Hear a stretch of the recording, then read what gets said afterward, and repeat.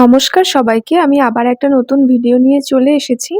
আসলে এই ভিডিওটি যে কারণে করা, সেটি হলো আমি গাজন উপলক্ষে গ্রামের বাড়িতেও এসেছিলাম, তোমরা দেখেছো। সেখানে কি পুজো কেমনভাবে হয়েছিল সেটাও তোমাদের সাথে শেয়ার করেছি। এবার এই গ্রামের বাড়ি থেকে আমার শহরের বাড়ি যাওয়ার পথের যে জার্নিটা, সেটা আমি তোমাদের সাথে একটু শেয়ার করতে চাই। তাই ভাবলাম চলো, সকাল সকাল ঘুম থেকে উঠে পড়েছি, টোটোয় চেপে পড়েছি। তো যাচ্ছি যখন, তখন দেখায় আমাদের গ্রাম এবং গ্রাম সংলগ্ন আরো অন্যান্য গ্রামের প্রাকৃতিক দৃশ্যটা সকালে ঠিক কেমন দেখায়। তো চলো, সঙ্গে থাকো আর দেখতে থাকো।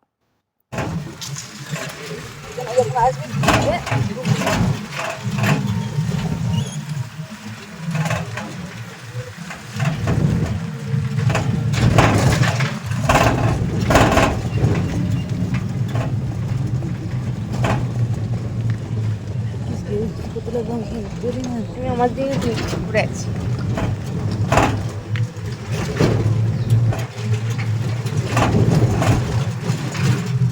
যেহেতু বাড়ি ফেরার আগের দিন একটু বৃষ্টি হয়েছিল, তাই রাস্তায় জল জমে গেছিল। এত জার্কিং হচ্ছে যেন পড়ে যাওয়ার মতো অবস্থা। আমরা এখন যে গ্রামের ওপর দিয়ে যাচ্ছি, এই গ্রামে অনেক বড় করে হাট বসে, কিন্তু যেহেতু এখন সকালবেলা, তাই এখনো সমস্ত দোকান খোলা হয়নি। তবে দেখলাম অল্প সংখ্যক দোকান খুলে গেছে। আর হাট বাজারে তো অনেক মানুষের সমাগম ঘটে, কিন্তু যেহেতু সকালবেলা, তাই অল্প মানুষের উপস্থিতি আমরা লক্ষ্য করতে পারলাম। আমার একটা বিষয় মনে পড়ে গেল, যে যখন আমি গ্রামে থাকতাম, তখন এই রাস্তা দিয়েই আমি বাসে করে টিউশন পড়তে যেতাম। কিন্তু তখন যেন এই রাস্তা, এই বাড়িঘরগুলো আমার কাছে একঘেয়েমি লাগতো। কিন্তু অনেক দিন পরে এই রাস্তাগুলো দিয়ে যখন আমি যাচ্ছিলাম, তখন যেন মনে হচ্ছিল সমস্ত অজানা অচেনা আমি আবার নতুন করে পরিচয় করলাম। মনটা একটু ভারাক্রান্তই হয়ে উঠেছিল, যেতে যেন একদমই ইচ্ছে করছিল না। কিন্তু যাওয়া আসা তো লেগেই থাকবে। তো যাই হোক, মন খারাপ করে লাভ নেই।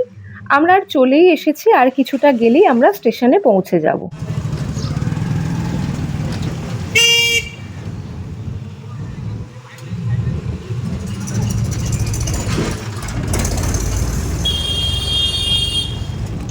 তো আমরা স্টেশনে নেমে পড়েছি। এবার আমরা টিকিট কাটার জন্য সামনের দিকে এগোচ্ছি।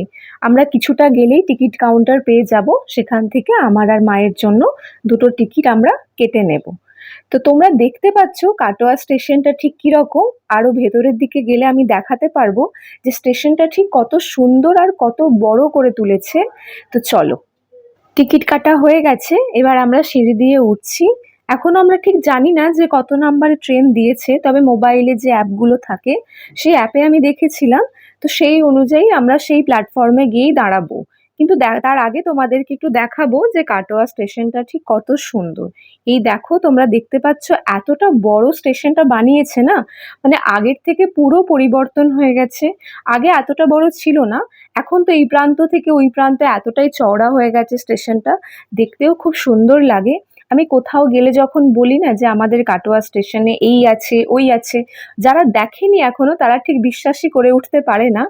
তো যাই হোক, তোমাদেরকে আজকে একটু হলেও যে আমি দেখাতে পেরেছি, এটাতে আমার সত্যি খুবই আনন্দ লাগছে।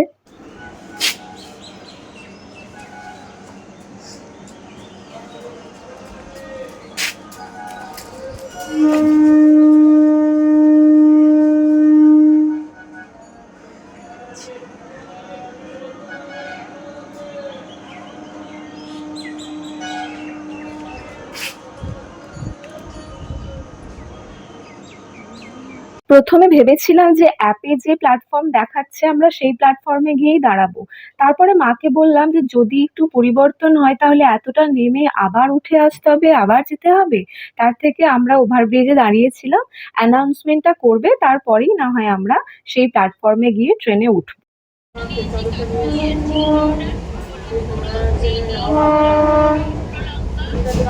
অ্যানাউন্সমেন্ট শোনার পর আমরা ট্রেনে এসে বসেছিলাম, এবং যথারীতি ট্রেন ছেড়েও দিয়েছিল। আর যেহেতু সকালের ট্রেন, তাই ট্রেনটা খুব ফাঁকা ছিল। মা এদিকে তার ফোন নিয়ে ব্যস্ত ছিল, আর আমি অন্যদিকে ভিডিও করতে ব্যস্ত ছিলাম। তো যাই হোক, মা তার ফোন নিয়ে ব্যস্ত থাকুক, আর আমি ভিডিওটা করে নিয়ে একটু ঘুমিয়ে নিই, কারণ জানলা দিয়ে এত সুন্দর হাওয়া আসছিল যে কি বলবো, আমার চরম ঘুম পেয়ে গেছিল। তো যাই হোক, চলো আমার এই ভিডিওটা তোমাদের কেমন লাগলো জানিও। ভালো লাগলে একটা লাইক করে দিও। And thank you so much এতক্ষণ ধরে আমার এই ভিডিওটা দেখার জন্য।